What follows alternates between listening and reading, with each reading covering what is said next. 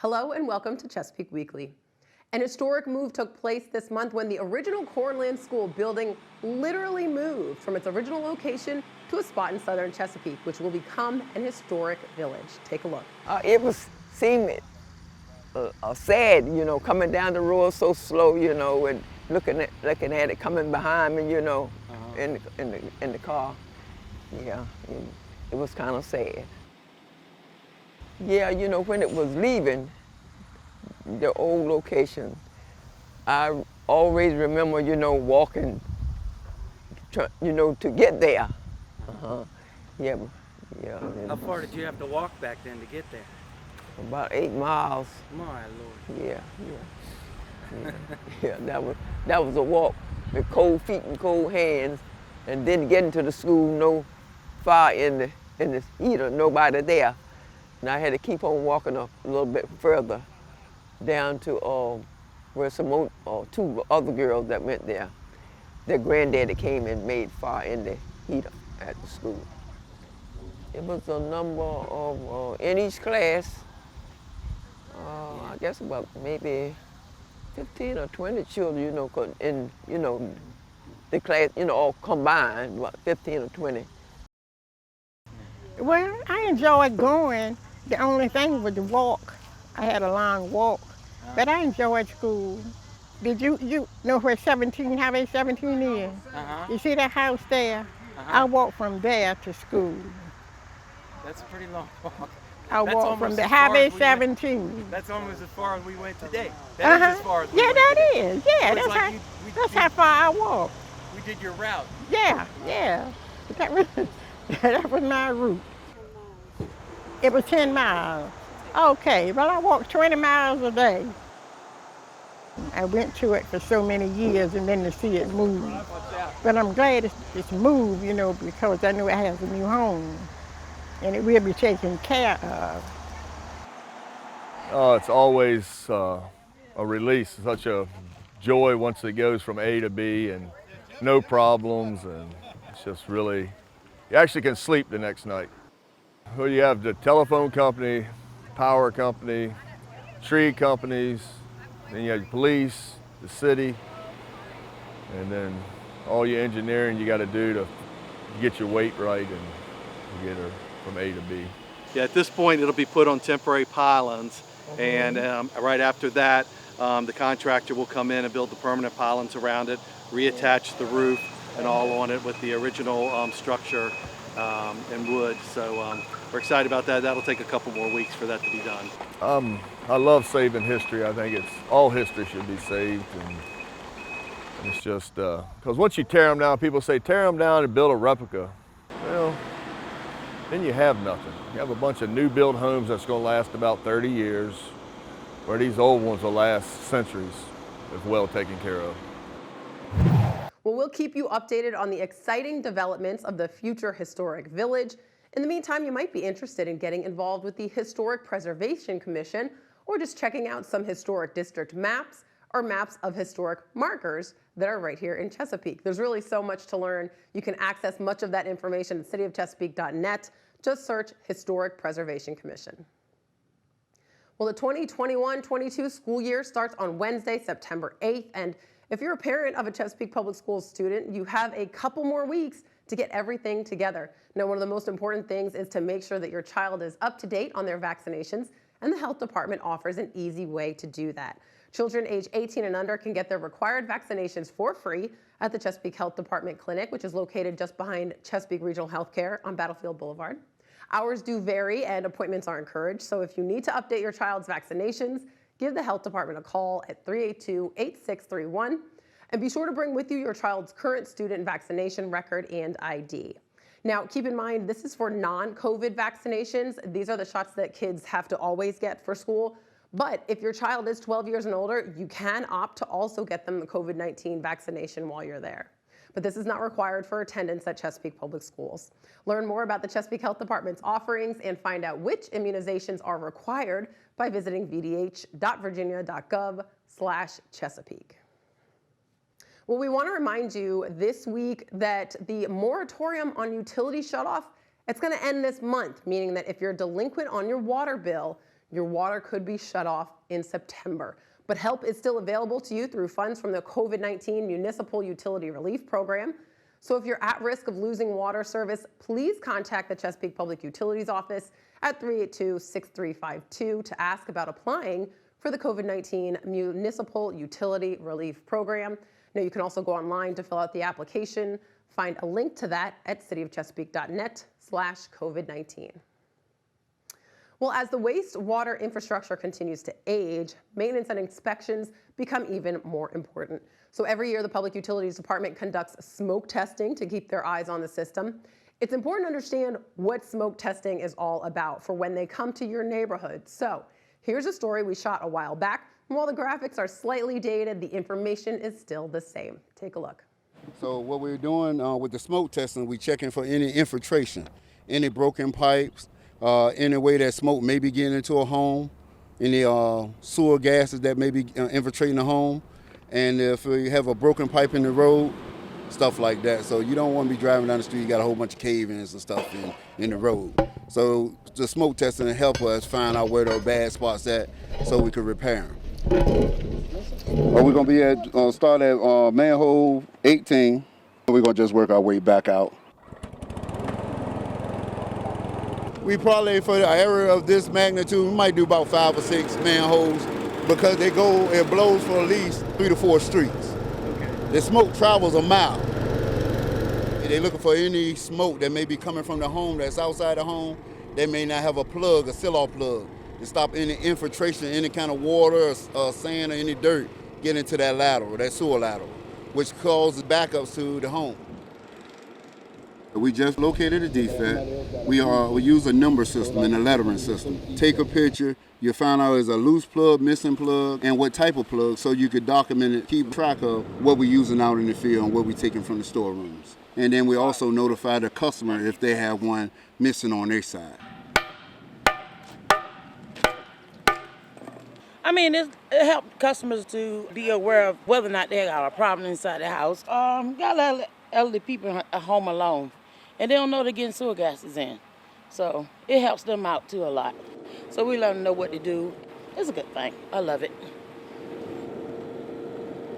We went into the home, we discovered that he had a smoke coming in from the wooden floors that he got installed in his bathroom. He needed a larger wax seal so that he wouldn't have that infiltrating the home.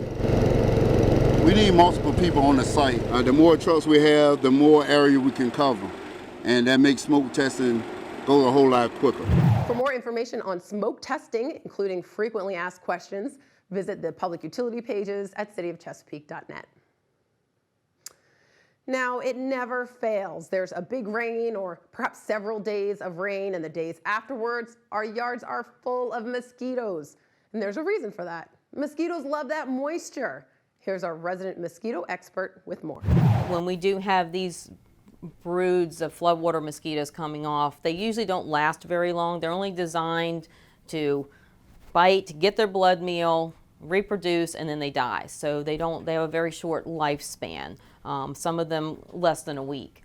You know, they just come off, bite, get their blood meal, produce their eggs, mate, whatever, and then they're dying. You know, and then the next brood comes off. But just know that within a couple of days, their numbers will go down, even if we can't get out. So every time we get those big thunderstorms, just be thinking about that, and you know it's filling up all the ditches. But we're out there and we're treating as much as we can. We have roadside jeeps. We drive down where the standing water is in the ditches and spray a larvicide. So that helps too. So we just need it to dry out.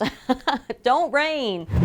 Don't rain, right? I wish that worked. And we are entering the height of hurricane season after all, so there's plenty more rain likely to come. Now remember to do your part to keep those biters away. Check your backyard regularly and tip and toss any items that might be holding water. If you have concerns over the mosquitoes in your yard, give Mosquito Control a call at 966-5158. Chesapeake is a great place to work and do business, and businesses of all types and sizes thrive here in our city. 2 businesses are shining particularly brightly this year, as is evident with their win of the Business of the Year award. AvMac LLC and Big Ugly Brewing are officially the Business and Small Business of the Year, respectively. It's an honor bestowed by the Chesapeake Economic Development Department as a way to celebrate businesses that greatly contribute to the quality of life here in Chesapeake. Congrats to both businesses. The I-64 high-rise bridge widening project continues, and with that work comes an upcoming road closure. Yadkin Road at the I-64 overpass will close with a continuous detour for 1 week from August 23rd to the 31st. The I-64 South Side and high-rise bridge project is widening nearly 9 miles of highway in Chesapeake by adding 1 express lane in each direction. If you're interested in learning more or in signing up to receive updates and travel alerts, visit 64highrise.org. Well, you've heard of fishing before, but normally it's done with bait and a hook. Well, not this kind of fishing. It's called magnet fishing, and one Chesapeake couple is finding sunken treasure and a lot of fun in Chesapeake waters. So magnet fishing is nothing but having a big magnet and a rope and tossing it into a body of water and seeing what you pull up. And you'd be amazed at what you can find. There's so much trash and treasure, bikes, shopping carts, guns, artifacts, you name it, you can find it. There's some father-daughter teams out there. There's couples like us, grandparents and getting the grandkids out. Relatively inexpensive. It's almost like metal detecting. I got involved during the pandemic. I know a lot of people were watching YouTube and TikTok, and I started seeing magnet fishing on social media. And I saw it and I was interested, and I said, you know what, I'd like to try that. And then I guess I've always been looking for something to create videos and content create, and so I put two and two together and started a magnet fishing YouTube channel. I was honestly shocked that I got into it as much as I did. The first time he ever did, I was kind of like, well, that's a little of a weird hobby, and watched some of his videos and I was like, oh, okay. And then he took me out one day, and the first time I was just like hooked. I feel it's like the thrill of the find. It's like you throw out and you can feel the magnet like attract something. You can feel it kind of click on, almost like you can with fishing. And it's kind of like, oh snap, what do I have? So you're kind of like pulling it up and seeing, and if it's really heavy, then you're like, oh, I've definitely got something big. That's awesome. Really, I enjoy it. It's a hobby. It's something to do. You're cleaning the environment. I enjoy taking all the metal that I find and taking it to the scrapyard and getting a little extra money. And just some of the cool things I've found and people I've met along the way have really been cool. People can learn things from watching you magnet fish, and I learn a ton of things from watching other magnet fishers. And there's there's a community on YouTube, and there's actually a group of us that we keep in touch, and there's a camaraderie to it. We went to Florida and met up with some other YouTubers there. We went to New York and visited some family and met up with YouTubers there. We're just kind of making friends along the way, so that's really cool. Anything ferrous is gonna attract right to it. And you got to be careful with these big magnets. If you get your hand between this and something magnetic, it can definitely break your hand and smash your fingers. Always recommend you wear gloves. You never know, fishing hooks, sharp pieces of metal.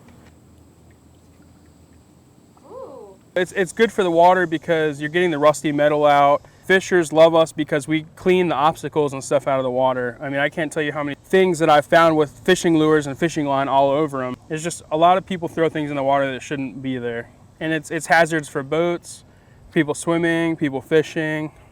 I like the motto that a lot of magnet fishers kind of took on is leave every place better than how you found it. So we show up, if there's trash laying around or other magnet fishers have been there, they leave their things. We always make sure to clean up after them too. Some of the coolest things I've found so far, definitely I found that anchor out in Suffolk, and they think that's a late 1700s, early 1800s anchor. And actually just last week I had to turn that over to the state. The Virginia Department of Historic Resources actually came and I donated the anchor to them. They are taking it to wet storage up in Richmond where their facility is, and then it's going to go to a relic lab in Maryland, and it's going to have to be in a hydrolysis tank for 2 years.